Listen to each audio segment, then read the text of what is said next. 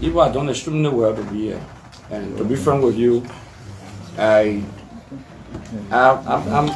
somehow disappointed in some of our colleagues.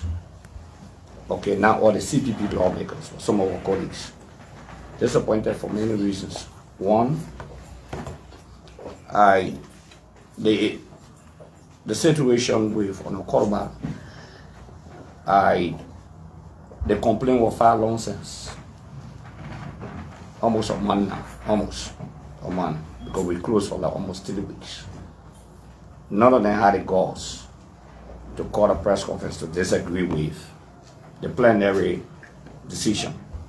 Even up to the day where the motion for reconsideration, after that, none of them came up. So you can clearly see that they are being pushed to do something that they don't believe in. What do I mean by that? The longevity of time of reaction. But then, the independence of this branch of government is very important, as they have argued. If you listen to them, they say political leaders and the executive committee. So it shows that their political leaders call them and say, you got to go fight for Acarous. Because they had all the time to have had these reactions, they did not. So, I'm sorry. It will be a wrong thing for, they have always said, CDC lawmakers take revolutionary mandate from the party. And that one of the things they've been frowning on. If you listen to they and their supporters, they've always said they take mandate, we take mandate from party. But they've demonstrated that they are not taking mandate from party. So it shows that the things they say we are doing wrong, if they take the governance cycle, they will do more than what we've done. That is a clear-cut manifestation, which is not the case. But let me go into the exigency of the matter, the misinformation by then. And I expected by now that some of our colleagues will be able to read the rules and know exactly what they are saying. And let me just begin by Rule 48 first. Let me just begin by Rule 48. All right, before Rule 48, we'll come to Rule 42. Rule 42.2. Rule 42.2 says, no member shall insult by the horse's rule. Let me underscore. No member shall insult, abuse, or harass other persons within the confines of the house, or cause disturbance to the activities of the house. Within the confines of the house. So, if the confine of the house is this territorial confine that we are in, okay? If for example, you allow your emotions to carry you after session and just walk in the corridor and begin to insult, it's a violation of Rule 42.2. On the Acarous been in a constant habit by you journalists who are interviewing in the corridor. When he leaves session, you see him keep insulting, making indecent statements. In the yard of the Capitol building, he keep insulting. So the rule says no member shall insult, abuse, or harass other persons within the confines of the house, or cause disturbance to the activities of the house. Did he cause disturbance, or have been causing disturbances to the activity of the house on the floor of the plenary? The public are saying doing that. You have carried life. This is the rule. The rule says once you cause disturbances to the house, there can be some punitive measure taken against you. Okay. The communication that was found, the communication cataloged now less than 5 different instances and quoted the various media institutions that had these interviews, its actions that were being public, etc. That's the communication on Thomas father. So, predicated upon that communication, the House took a decision. What is the decision of the House? On our rules, it's very clear. On Rule 48.7, this is what it is. I'm not debating like few of my colleagues who don't even know the quotation of the rules. Under 48.7, the House may, according to the circumstances and degree of breach, take the following measures. The degree of breach. For example, on Acarous lied that he coming to work in short trouser, standing on a vehicle, obstruct the traffic from moving. That is breach of the peace. He should have been arrested on that day by even the police. That's what they call breach of the peace. Okay? Define day. Not only that, goes to the chair, the presiding officer, insult, obstruct us, stop session from ongoing. The law is very clear. Rule 42 is very clear on that. So what the plenary did was that under 48.7a, it says the House may give an oral warning. May give an oral warning. It may give a written warning. That B. C.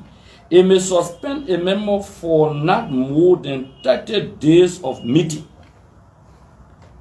and stop the payment of salary and allowances due him for the days of suspension as the case may be. D says it may expel a member from the House where the breach is very serious or where it is committed repeatedly. Now, suspension in our rules.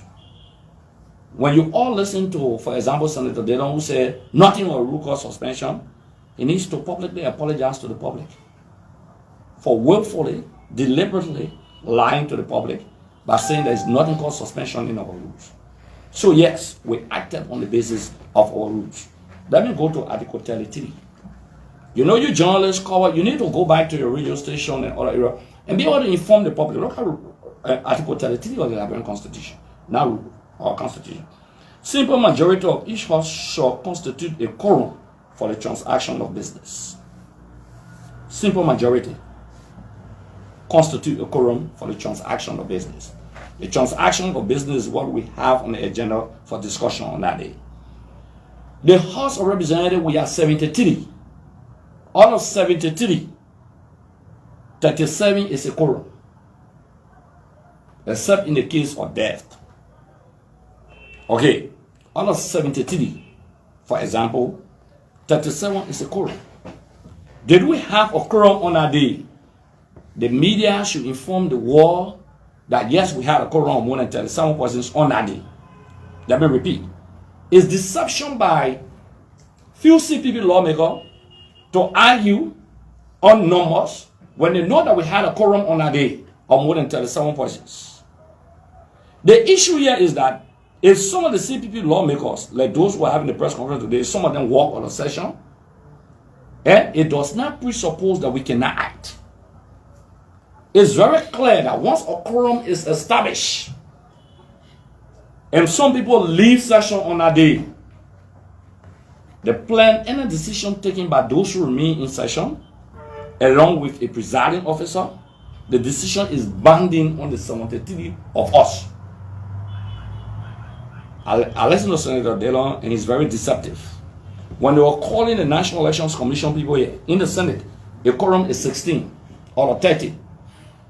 When they invited the National Elections Commission people here to the Senate, to the Liberian Senate, that they said they wanted to jail them, the number of people in the Senate were not even more than 10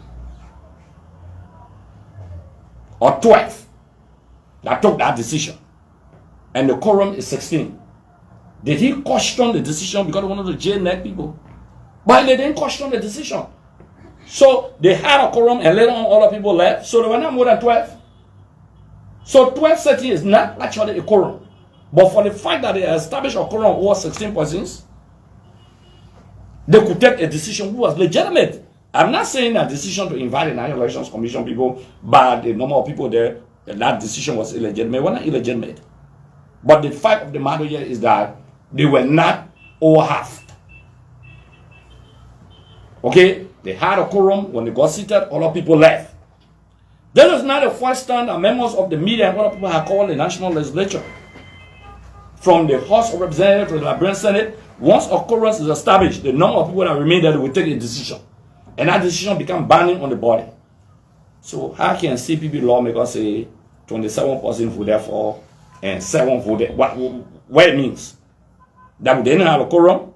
If we did not have a quorum on that day, session will adjourn. And you know when we don't reach the number 37, we adjourn session. That means we have no session. This is the logic and this is the rationale and the truism of the matter. You cannot be a certain lawmaker and lying to the public. You cannot be a certain lawmaker and lying about your rules when the very group of lawmakers have sat in session after we established a quorum of 37 persons, and some of them sit in session, some of the colleagues left, we are 20, and we take decision.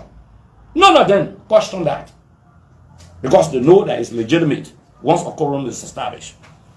The next thing, reading makes a man.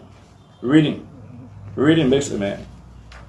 Article 38 of the Liberian Constitution says, each house shall adopt its own rules of procedure, enforce what? Order. Adopt your own rules of procedure, enforce order, and with the concurrence of 2/3 of the entire membership may expel a member for cause. Listen, the Constitution Republic of Liberia, not our rules, made it emphatically clear how a member of the House can be expelled. Today, expel. Suspension is not expulsion. Let me repeat. Say you expel a normal under the doctrine of today. Let me read, maybe other people listening will know. Each House shall adopt its own rules of procedure, enforce order, and with the concurrence of 2/3 of the entire membership may expel a member for a cause. So we're not expelling, on a callback. That's not expulsion. That is suspension. So for somebody to argue that suspension is a subset of expulsion, they are in error. No, it's not a subset of expulsion. I don't know where they took that other what we call logical fallacy from. It's fallacious. Okay? Now, let's come to Article 49. Because I heard one of my colleagues, Hassan Kiazulu, talking about removal. Removing the man. Let me tell you what the Constitution says about removal. It said the House of Representatives shall elect once every 6 years a speaker who shall be the presiding officer of the body, a deputy speaker, and such other officers as shall ensure the proper functioning of the House. Now, the speaker, listing keenly for removal, the speaker, the deputy speaker, and other officers so elected may be removed. This is where the Constitution uses the word remove. May be removed from office for cause by resolution of 2/3 majority of the members of the House. The Constitution is clear on who we can remove. Yaka is not being removed. He's not being removed from a committee, maybe as a committee chairman. If you are being removed, the statutory committee will need to take. So, Yaka callback situation is not removal. The Constitution says the elected officials that we elect as lawmakers, not the Liberian people electing now. We as lawmakers that elected, we elect our speaker, we elect our deputy speaker. For example, we elect the chief clerk and the deputy chief clerk. We elect the sergeant of arms, for example, and in our rules we said those statutory committees, the speaker, the deputy cannot unilaterally remove them when they are appointed, but only to take resolution can remove them. So removal is from your position that we place you to as lawmakers. Removal is not as per the people voting for you to say they're removing you. No, we can expel. The Constitution made it clear that if we want you in the House again, that means we have to expel you. But we can remove you from your position as chairman on executive, for example, that's my position, to be removed by our rules. There must be 2/3 resolution. The Constitution said to remove elected officials of the House or even of the Senate. Those people, you must have 2/3 resolution to remove them. So you cannot equip the suspension to removal because we are not removing him from any position. Then this brings me to the Asa Yinabo case. Asa Yinabo was suspended as potent. He was not suspended as senator of Grand Jide County. The case of Asa Yinabo at the Supreme Court was on the basis of Asa Yinabo being suspended as potent. It's written. Go and read the Supreme Court opinion. They use the word potent. Now, how do you remove the potent? This is what it says, Article 47. It says the president pro tempore and other officers so elected may be removed from office for cause by resolution of two-thirds majority of the members of the Senate. So the only thing you can do to the pro tem is not to suspend him, is to remove him, because the Constitution talks about removal. So Asa Nyinabo challenge the suspension, his suspension as a pro tem, because the Constitution says he can be removed, he must be removed, and not suspended. So they needed to tear. So the Supreme Court ruled on to tear on the basis of Asa Nyinabo not being removed, but being suspended as a pro tem from the position, and not as a senator. So the argument by Hassan Kiazolo is elementary. Honorable Hassan Kiazolo, it's a serious elementary argument. He cannot take in a day straight to discuss that. Never you misinform the general public that, oh, there was an example of Nyinabo. Nyinabo, the suspension was from his position and not from being a senator. So it was the question of position that was answered by the Supreme Court of the Republic of Liberia, and not the question of suspending him as a senator. The Supreme Court answered that question for removal from the position of pro tem.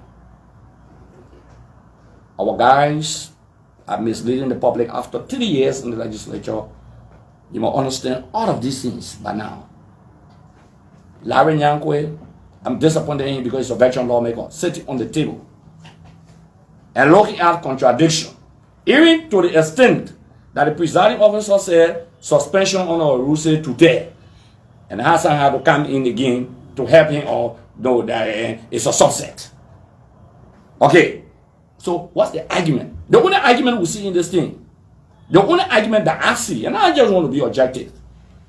If you look at the petition by the petitioner, you will see nothing about to tear argument.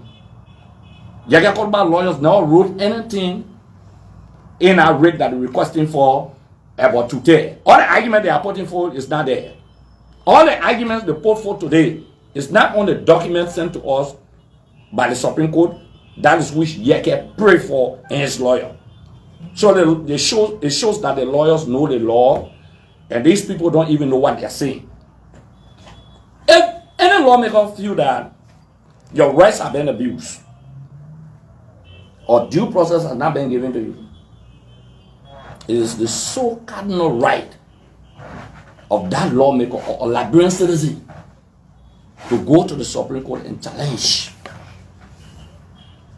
Or is Honorable Korba right for going to the Supreme Court to challenge? Yes.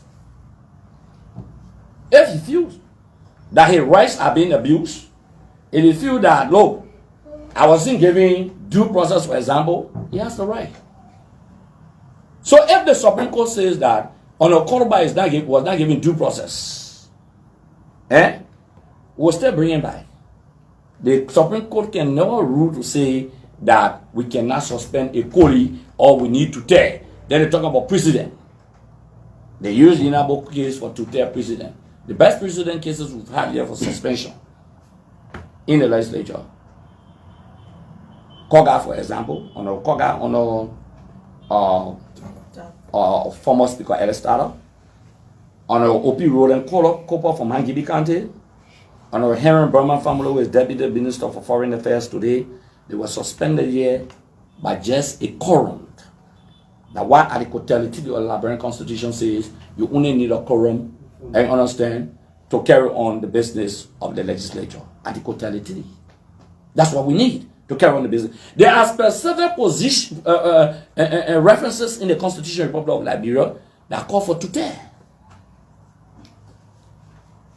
It's clear, for example, removal of the president, the pro tem, the Senate needs to tear.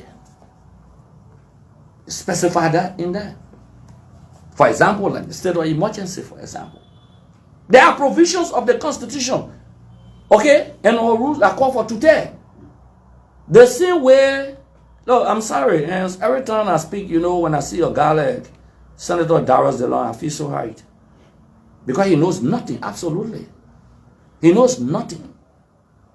To inform the public that you need to tear, to print money, the man can show you one line in any law But the man running around. He running around. In ancient Greece, if you did that, you'll be charged for corruption. Okay? Oh yes, you'll be charged. Like Socrates, he was given the hemlock to drink because they feel that he was preaching false doctrine. The public must give Darius Dillon a hemlock to drink. That better kojolobo, he has to be given it. Because you pass around and mislead the public. You lie to the public that we needed to tear, to print money here, you can't show one line. You just jumping from place to place, emotionally charged. Let me reference the former deputy speaker, Hans Bashu. I want to be very clear. Hans Bashu has now come to session almost 3 years. Or let me say, he has now been regular in session. Our rules are very clear. You need to inform us, and your absence can be for 2 weeks. Any other extraordinary absence, you consult the speaker. Not only that, but to do so, you must have a written communication. There's no written communication to show that he will be out of session for almost a year, 2 or 3 years, or irregular. And when it comes to session on the day that they want to punish you again for your action, you can't. Today in Kingdom session, you saw him left, right? We were having serious matters on the agenda that had to do with people's retirement benefits, for example, even the people in Grand Bassa County. He left session. And when he started speaking to press people about called suspension, is not legitimate. But there was legitimate issue for your people in Grand Bassa County. On the old people that have been retired, we bought the CSA and other people here, he left that to go call press conference. It's a shame. The African Parliamentarian Union is not properly represented. He represents the House of Representatives there. He's a member of the Committee on Ways, Means and Finance. He doesn't come to work, no representation. He only take, grab and go. He grab, he goes. He doesn't come. Grand Bassa is underrepresented for 3 years. The caucus even wrote a communication on that issue. Okay, then you come here as if to say you Mr. Clean and being pushed by Nyombli Kanga because they want to carry you as senator in Grand Bassa County. Will Grand Bassa want a senator who doesn't come to work? I don't think so. Will Grand Bassa want a former deputy speaker who did nothing for Grand Bassa County? I don't think so. So hence, Representative Hans Bashu, we have to come to work. Otherwise, we'll set a communication on him for neglect. You grab him money, taking pay, and you stay home. Some action has to be taken. Now, politically now, I'm inclined to believe that those who've been supporting on our Yeke insult against a colleagues here, not just the speaker, but other colleagues, even the Liberian people, the president, they are showing their faces now. Why I say they are showing their faces? Why? Clear. Rule 42.2. We took an oath as lawmakers to uphold, protect, defend the Constitution and all other laws of the Republic of Liberia before you are inducted into office. It's part of our rules. We took that oath as lawmakers. Not just the Constitution, but all other laws, including executive orders, including legislations, including our rules. But those lawmakers that call the press conference today, are they defending the prestige and dignity under Rule 42 of the House that says no member shall insult, abuse, or harass other persons within the confines of the House or cause disturbances to the activities of the House? They have not taken the courage to condemn, to publicly condemn Honorable Koloba for a deviant behavior against members of the legislature, against the violation of Rule 42.2. None of them are taking the courage. It shows that if these guys are giving the executive mansion, the presidency, Yeka could lead the death squad in this country here, once you disagree with them. Because they cannot take the courage to punish their own when they err. They don't have the courage, the tenacity. They don't have that tenacity. They don't have that agility. They don't have the integrity. They've demonstrated that. I will give you an example before we close. Omudigi. The Senate did not deny nor confirm him. A nomination was withdrawn. The very Senate confirmed him on one occasion at LACC boss. They say Darius DeLong and the Omblican then were leading a fight that the man should resign. In fact, they will issue a vote of no confidence in him. He was never found guilty for any act of violation. Even if you claim that he was a Nigerian, no court proof. You didn't go to court to prove that he was not a Liberian.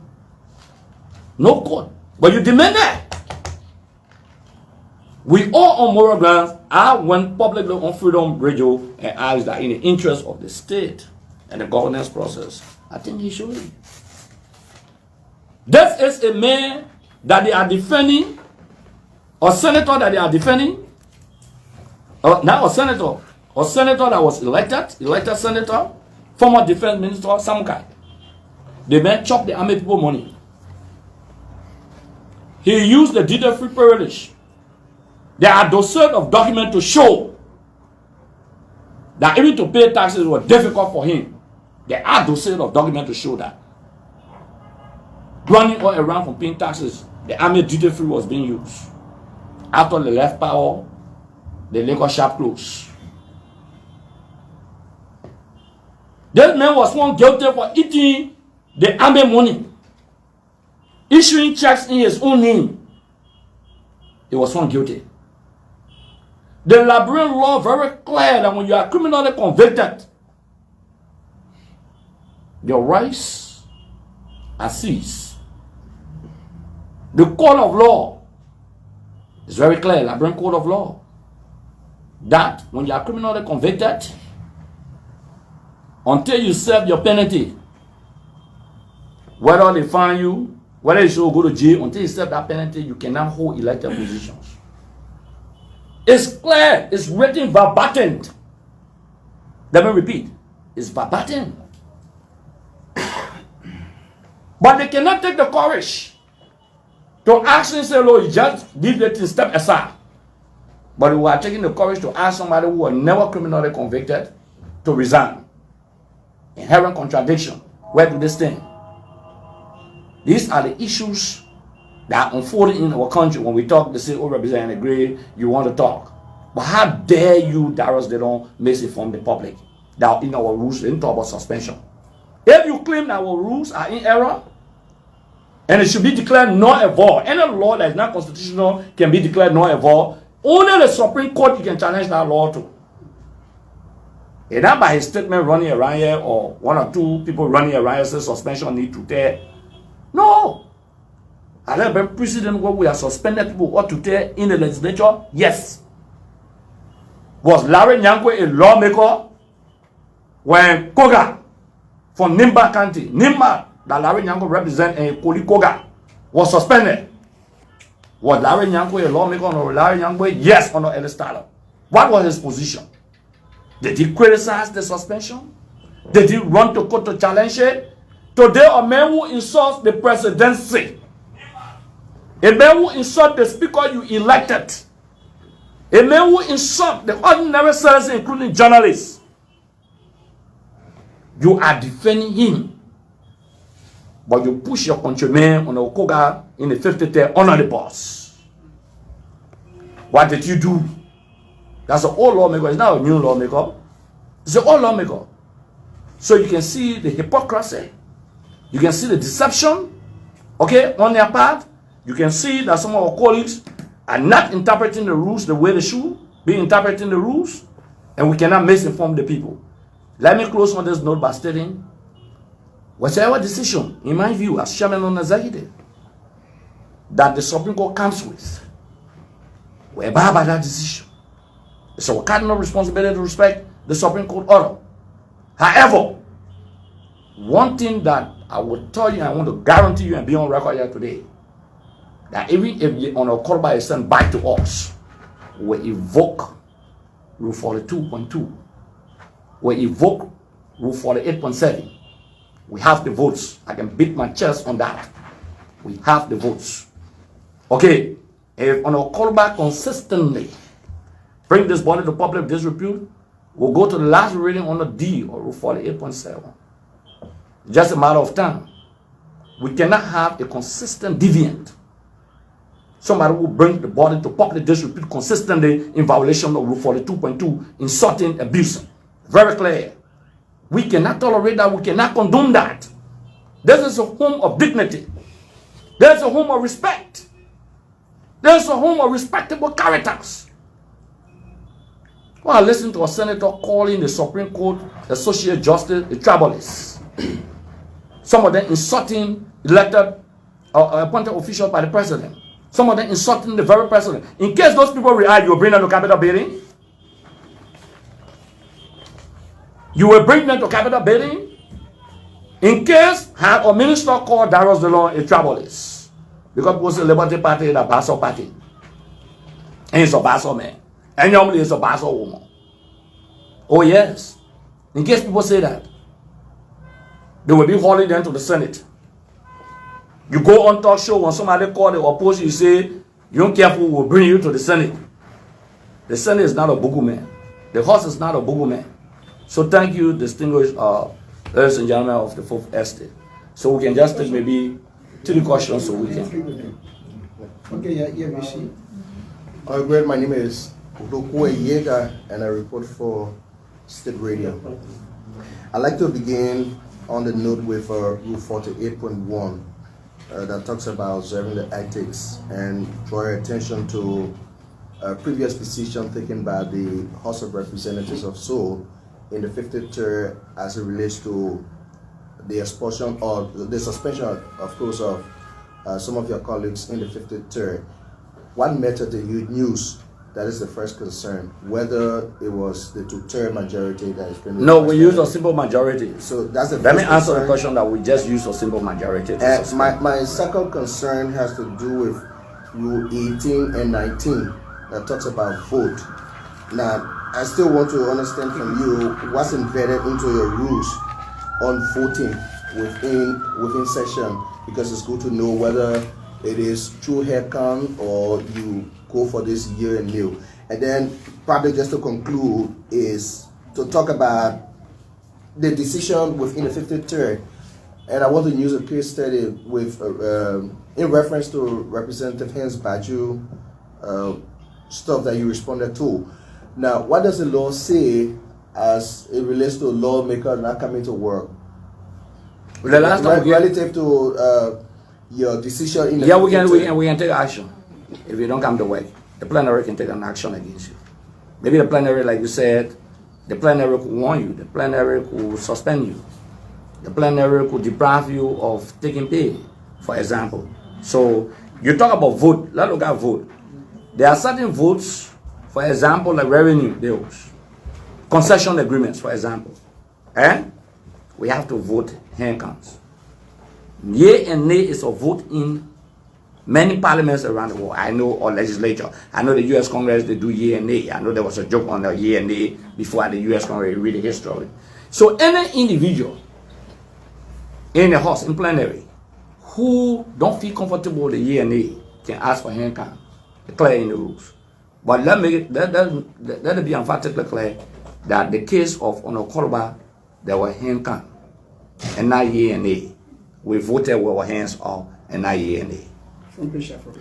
My name is Gerald, coordinator of Front Page Africa. Honorable Gray,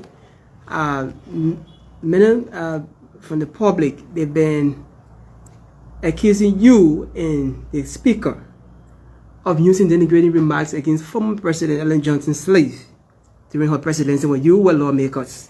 And at no point in time, any member of the 53rd legislature come up with any communication, any request to see you suspended or expelled. Why is it that you consistently threatening Honorable Koluba suspension or expulsion over his stance he has taken against the government. Let me make it emphatically clear.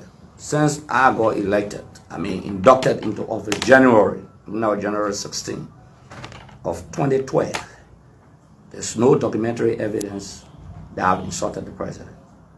I made one statement in Liberia, one statement. That was in 2011, before I got inducted into office, about Beto, Liberia, and I was arrested. I was taken to court. The records are there. I was released December 25th, Christmas Day, 2011 on a Sunday. You can check the calendar.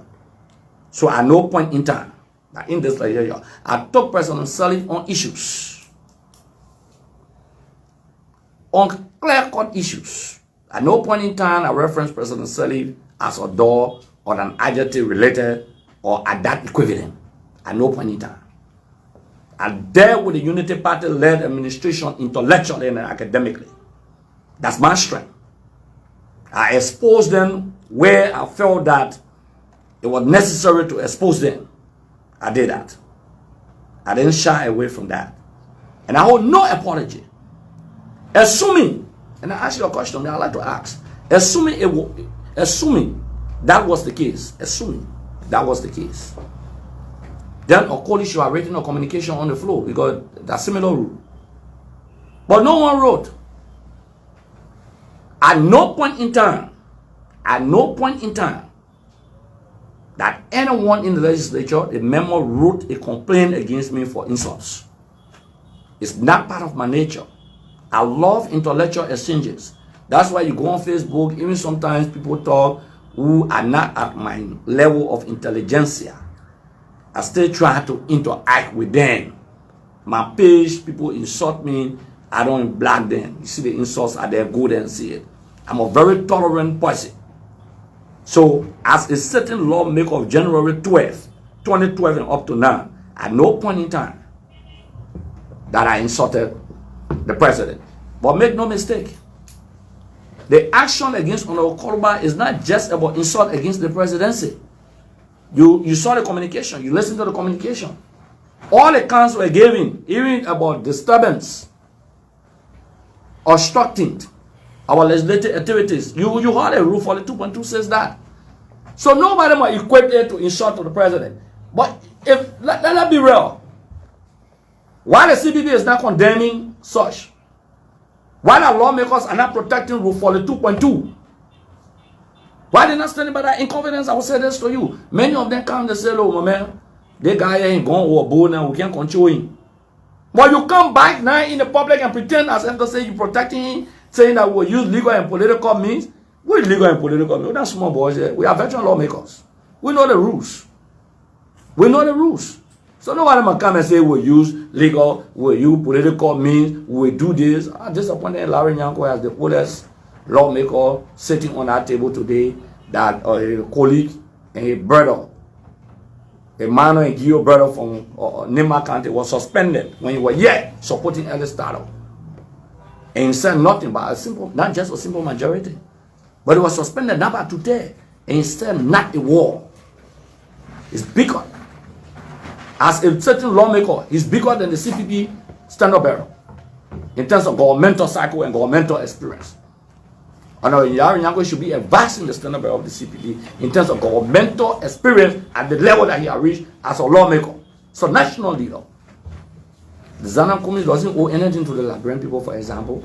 Joseph Boyka doesn't owe anything to the Liberian people, for example. Joseph Boyka sat there 12 years. Signing concession agreement, 12 years. Signing budget, 12 years. And he said he won't be president. All the bad things they talk about Honor Erling that had to pass through the legislature.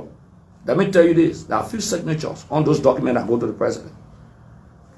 The speaker or the deputy speaker, the chairman on the executive or below, the chief clerk in the house will sign, or the deputy. In the Senate, the vice president will sign. The vice president now around the pro tem will sign before the secretary of the Senate. So all the things that you condemn on the early, all the lawmakers you condemn, you say the Sam Bogus agreement, the vote that Joseph Boga was part of, all he presided over all the budget on the early 12 years. He presided over 80 concession agreement, what you call them buy agreement, Joseph Boga presided over all. Because the vice president is presiding officer. They sign those documents, the final signature is not my signature. That's the vice president's signature. 12 years. And you're talking about rules and all of things. We shouldn't deviate. Okay? Appropriately, we handle the former vice president in terms of his position, what he did at the legislature. So if you say they brought money to bribe the people to vote, and you're presiding over it, you're not Isom, if they claim that they bribed the people. By logic, then it means the presiding officer will also bribe. By logic. If that is the scientific logic, by you people, it means the presiding officer will also bribe. I'm not saying that that's what we've been hearing in the street. Then I mean the former vice president was bribed for all the concession agreement that he presided over and the Senate voted for in concurrence with the House. Thank you very much. The last question. No, thank you.